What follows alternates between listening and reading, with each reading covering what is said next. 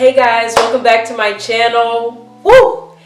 It's been a while since I have said that. Oh my god. First of all, for those of you who have stuck around, hey, don't be mad at me. Oh. Alright, so just not to waste any time on this video. This is kind of like an update video, kind of a where have you been type video. So yeah, I was like, it's about time that I share with you guys what I've been up to, why I left YouTube, and all of that. But I promise it'll be under a 10-minute video, so let's get to it. So first is first, I finished school back in May. Then I just started working. Basically, I won't say full-time, I was working a part-time job at Ulta. Some of you guys know that if you've watched my videos. I worked at Ulta, and I recently actually just quit my job about 2 weeks ago. Just because I wanted to give myself a month of like downtime before going back to school, knowing that, you know, it's already been pretty hectic working and at the same time being a sophomore at the time, so it was just a lot of work trying to keep up with that. Not to mention that I didn't necessarily struggle this semester, but I struggled with keeping up with my work and stuff like that. Just mentally, I didn't feel like I was in the right place. You know, when you're sitting in one place that you feel like you're not supposed to be in, especially as a college student, you kind of go through imposter syndrome where you're like, you know, if you like, you feel like you're supposed to be doing something, but you're not really doing anything, but it's not your fault you're not doing anything. You're in a freaking pandemic. Like, we survived a freaking Panda Express, you guys, and I'm over here, or the entire world is over here beating themselves up about the fact that they don't get to like, ooh, there I go again. The fact that they don't even get to like walk the red carpet or something, or like have an internship. Like, getting into that, I applied for a few internships and didn't hear back from any of them. Like, you'll go through, no one tells you that you'll go through like a whole month worth of interviews. Specifically with maybe one company, they'll interview you like 3-4 times before you actually get it. And then you won't hear from them. And just letting you know, if you don't hear from them, that means you didn't get it. Sis, sir, you didn't get it. That's how it worked. But nobody told me that. So I went through like this depression of feeling like I wasn't doing anything, that the coronavirus or the pandemic, the pan de dulce, got in the way of my blessings, and that's why I was looking to succeed in life. That's why I was gonna leave college without a job. Yeah, it was that severe for me, you guys. So it was a very hard time. So I just started working it off, trying to get my oomph back, and then I actually heard back from HBCU in LA, and I got it. So I've been in that program. It's been a lot of fun listening in. You actually do a whole lot of fun stuff within it that I absolutely love, and I actually feel like I'm applying for an internship right now. I actually feel like I'll get it. Pray for me. I am confident that I will get it. I'm so excited for it. So yeah, that was why I basically went AWOL after freaking college. I mean, after freaking classes were over, I just went through a very hard time. Not just with the whole imposter syndrome thing, not feeling like I was doing anything, but I also felt like I was losing myself. Losing myself in, I didn't really know who I was, you know? I wasn't who I was when I first entered college or when I left high school. And when I left high school, you know, I was running from my problems. I was running from home. I didn't want to be there. And I thought that if I went to college, somehow that was going to change. And that how I was feeling was going to change. That I wasn't going to feel trapped anymore. I wasn't going to feel what I felt. And then going to college, it just, I don't want to say it made it worse, but it brought it out of me that the issue wasn't home. The issue wasn't the house I was living in. It was home. And being over now a month that I'm going into this realization, I've been going through several realizations, but over the course of the month of going through this realization of the fact that, damn, I've been running this entire time and thinking that it was family members that were the issue, that it was, you know, maybe my mom, my parents' situation, like, you know, coming from a single parent household and your mom handling everything, and that's why this happened and this happened and this happened. Just to realize the whole damn thing is messed up. Let's just get to it. The whole damn thing is messed the hell up, okay? But it was really about learning how to protect my peace, and that I can't handle being everywhere at once. I can't help everybody with their issues just to make my life easier. To make my life easier means just controlling what I have control over and accepting the things that I cannot change, and really just putting that into practice in my life. But also, this is a whole story, but I guess you can say when it comes to me and my mom, because I'm really close to my mother, but at the same time I feel like for a very long time she leaned on me and my sister for everything. And I don't want to say everything like financially, because she didn't, but I put that burden on myself because I felt so bad that we were struggling and we would go through things, and you know, I was putting another thing on her plate, having to pay for this, field trip for that. So I ended up working, getting my first job at 16, and I never stopped working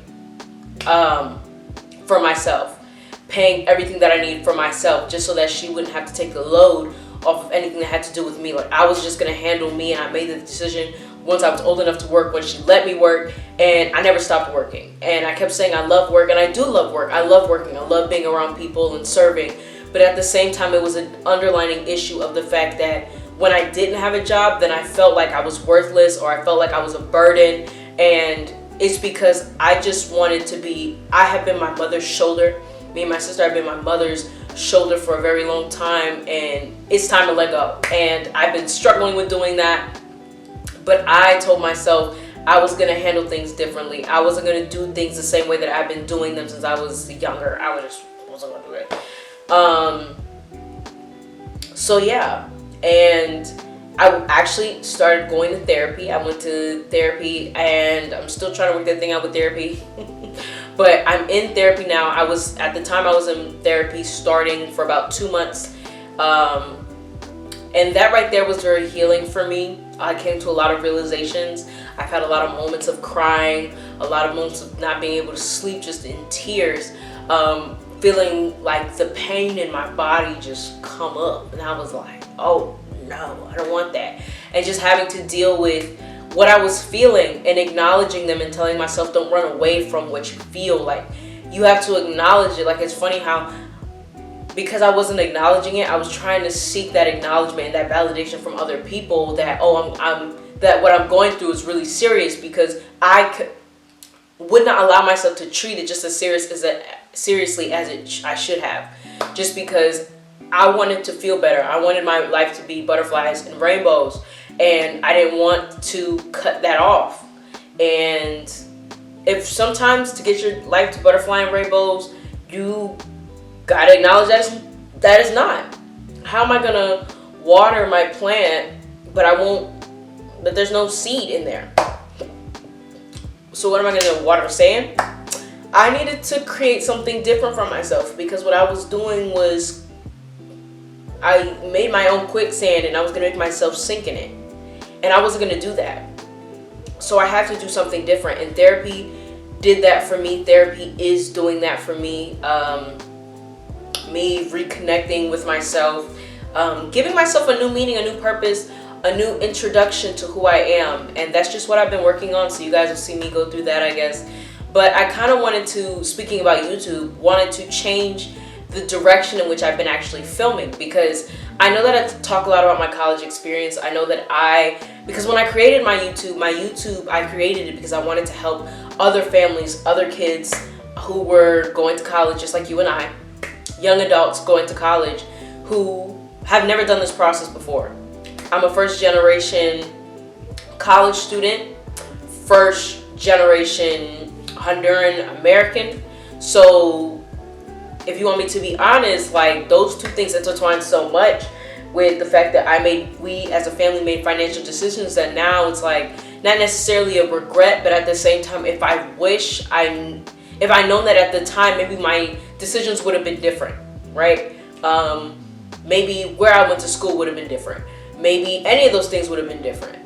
How we handle things financially would have been different. And so I wanted to give that chance to other families, and you guys have been completely, and when I say phenomenal, I mean completely phenomenal with not just watching the video that I came out with, or videos that I do come out with that are helpful to you, but at the same time, like, you don't understand what watching that has, or watching my videos has, type of self-confidence it has given me about this channel. And I just want to change it around because I really want to feel a different type of connection with you guys on this channel that is outside of college, outside of information. So hopefully you guys appreciate that and that you stick around for that.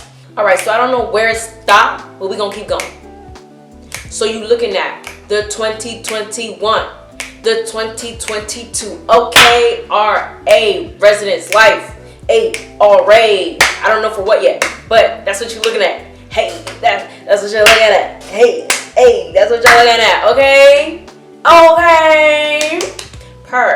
that's what you're looking at. Okay, I'm an RA now. You can't say nothing to me. And for those of you who don't know what an RA is, it is a resident assistant. So basically, my meal plan and my room and board is covered for my junior year.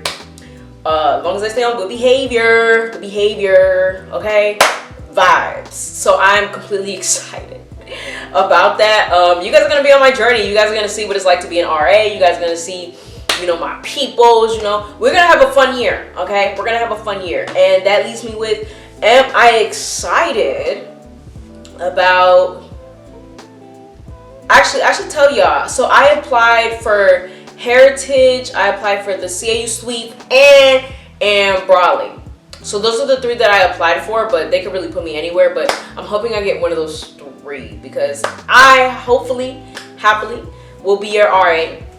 If you see me on campus, what's up?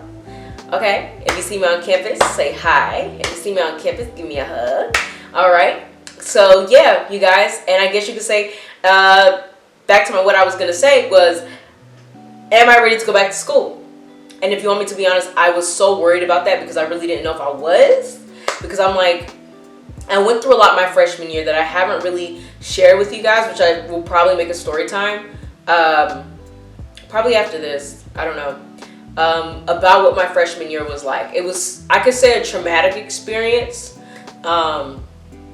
Just from like, you kind of get a gist of that from when I was talking earlier. But it was a very traumatic, but at the same time,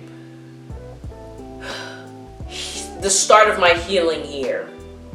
And I thank God for that, and I thank myself for telling myself that it was worth it to go through it and to talk and to share my story. So I might as well share my story with you guys. Have a fun year. I'm gonna take you guys through. If there's any video ideas that you guys have about what exactly you want to see, I also have some clips about me living in the suites. So if you're in the suites, I can definitely like show you guys what was over there, what we was doing, what was goody on the other side. So just let me know. But I love you guys so much, and share this video, be a part of it. If you're not following me on social media, follow me on social media. It's on the description box below. All right, make sure you click on it. Follow me on all my social medias, on my Twitter, okay? So you can be a part of the CAU family. And on top of that, if you want to be a part of my family, go ahead and subscribe to this video. Hit that subscribe button in the middle. Turn on that notification bell so that every time I post a video, you are the first to know. All right? And then make sure, if you want to see what I'm doing when I'm not on camera, you go ahead, go to my Instagram, and go ahead and hit that follow button. And I will see you guys next time. Bye!